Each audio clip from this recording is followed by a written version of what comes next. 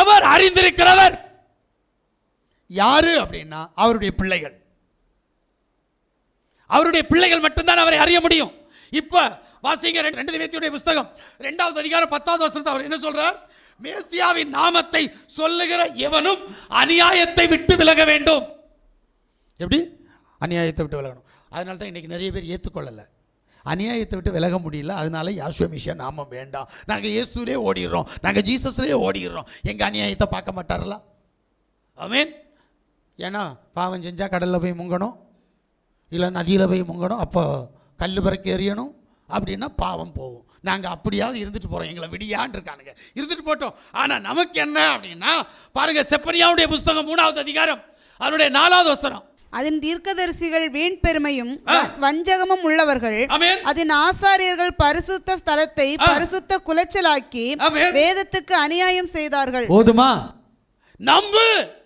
இதுக்கு மேல உனக்கு என்னையா வேணும்? முதல்ல வேதத்துக்கு அநியாயம் செய்யற கூட்டம் யாரு அப்படின்னா ஆசாரிய கூட்டம். ஊழியக்காரன் தான் இந்த துரோகத்தை செய்யறது. இவன் அப்பாவி ஜனங்களுக்கு உண்மை கத்து கொடுக்க மாட்டான்.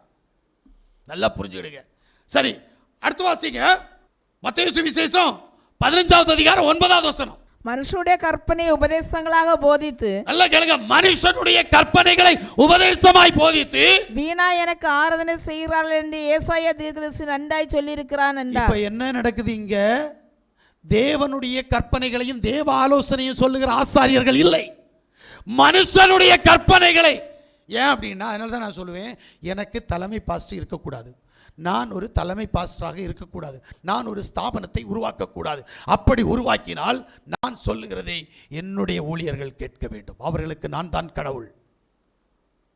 அல்லேலூயா. அவர்களுக்கு நான் தான் கடவுள். இன்றைக்கு ஆராதனை வேண்டாம், எல்லாரும் எங்கள் தலைமை சபைக்கு வாங்கன்னா போயிடணும். நான் சொல்லுகிற உபதேசத்தை தான் என்னுடைய ஊழியர்கள் கேட்க வேண்டும். இதுபோல தான் இன்றைக்கு இருக்கிற ஸ்தாபன சபைகள். அத்தனை சபைகளும் தலைமை பாஸ்டர் என்ற போர்வையில் இருந்துகிட்டு அவருடைய உபதேசத்தை மட்டும் வேத உபதேசமாக நம்புகிறார்கள். வேதம் என்ன சொல்லுது? மனுஷருடைய உபதேசங்களை கற்பனையாய் போதித்து வீணான ஆராதனை. 1 தீமோத்தேயு 4வது அதிகாரம் 1வது வசனத்துக்குள்ள போனீங்கன்னா அந்த வீணான ஆராதனை எப்படிப்பட்ட ஆராதனை இருக்கும் பாருங்க. ஆகிலும் ஆவியானவர் வெளிப்படையாய் சொல்லுகிறபடி பிற்காலங்களே மனசாட்சி பொய்யருடைய மாயத்திலும் சில வஞ்சிக்கிற ஆவிகளுக்கும் பிசாசுகளின் உபதேசங்களுக்கும் செவி கொடுத்து. ஹலோ கிறிஸ்தவர்களே, பிசாசின் உபதேசம்னா என்ன சொல்லு? இப்போ மெய்யான தேவனை மறைத்து இல்லாத தேவனுக்கு ஆராதனை. பிசாசு தேவனுடைய நாமத்தை பறைசாற்ற விடாது, அந்த நாமத்தை மகிமைப்படுத்த விடாது. ஆமென். இதத்தான் சொல்றாரு இங்க. பிசாசின் உபதேசங்களுக்கு செவி கொடுத்து விசுவாசத்தை விட்டு விலகி போவார்கள். விசுவாசத்தை விட்டு விலகி போகிற ஒரு கூட்டம், பிசாசுக்கு கட்டுப்பட்டவர்கள். இத பரிசுத்த வேதாகமம் இவங்களும் ஆராதிக்கிறாங்க. ஆனா இப்படிப்பட்டவர்கள் ஆராதிக்கிற ஆராதனை என்னவென்று கேட்டால் 2 தெசலோனிக்கேயருடைய புத்தகம் 2வது அதிகாரம் 4வது வசனத்தை வாசிங்க. அவன் எதிர்த்து நிற்கிறவனாயும். நல்லா கேளுங்க, யாரு? நீ ஆராதிக்கிற கடவுள் எதிர்த்து நிற்கிறவனாயும் தேவன் எனப்படுவது எதுவோ ஆராதிக்கப்படுவது எதுவோ அவை எல்லாவற்றுக்கும் மேலாக. எல்லாவற்றுக்கும். இப்ப நீ கடவுளை கும்பிடுறியே, அந்த கடவுளுக்கு மேலாக உயர்த்துகிறவன் சாத்தான். தன்னை உயர்த்தி உனக்கு கடவுளாக இருப்பான். தன்னை உயர்த்துகிறவனாயும் தேவனுடைய ஆலயத்தில் தேவன் போல உட்கார்ந்து தன்னை தானே தேவன் என்று காண்பிக்கிறவனாயும் இருப்பான். அப்ப நீ இப்ப யாரை ஆராதிக்கிற? யாசுவாவை இல்லாமல் ஆராதிக்கிற ஒரு பெருந்திரள் கூட்டம் யாரை ஆராதிக்கிறது? பிசாசின் உபதேசத்திற்கு கட்டுப்பட்டு இயேசுவை என்ற நாமத்தையும் ஜீசஸ் என்ற நாமத்தையும் ஈசோஸ் என்ற நாமத்தையும் அநேக நாமங்களை ஆராதிக்க வைக்கிறான் பிசாஸ். இது பிசாசனுடைய உபதேசம். ஏன்னா 5ஆம் கிளாஸில் வரைக்கும் படிக்கிற பிள்ளைகளுக்கு தெரிஞ்ச பாடம் பெருசாக படித்த தெரிய மாட்டேங்குது. என்ன 5ஆம் கிளாஸில் படிக்கிற பிள்ளை என்ன கற்றுக்கும்? 4ஆம் கிளாஸ்லேயும் 3ஆம் கிளாஸ்லேயும் அந்த பாடம் உண்டு. பெயர் சொல் மாறாது. அப்படித்தானே? பெயர் சொல் மாறாது. இப்போ அறிவில்லாத ஜீவராசிகள் பெயருக்கே விளக்கம் கொடுப்பாங்க. எப்படி?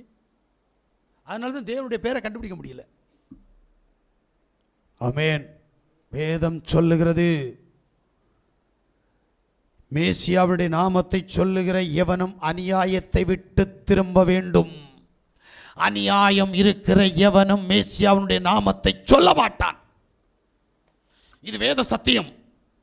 ஏன்னா ஏசாயா 32:6 வாசிக்கிற போது மூடனுடைய இருதயம் அநியாயத்தை நடப்பிக்கும்.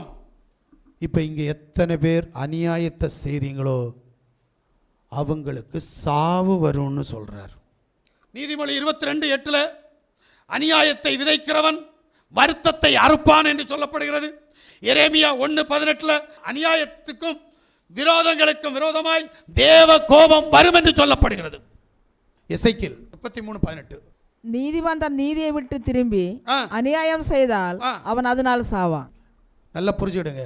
இப்ப அநியாயம் உங்ககிட்ட இருக்கா?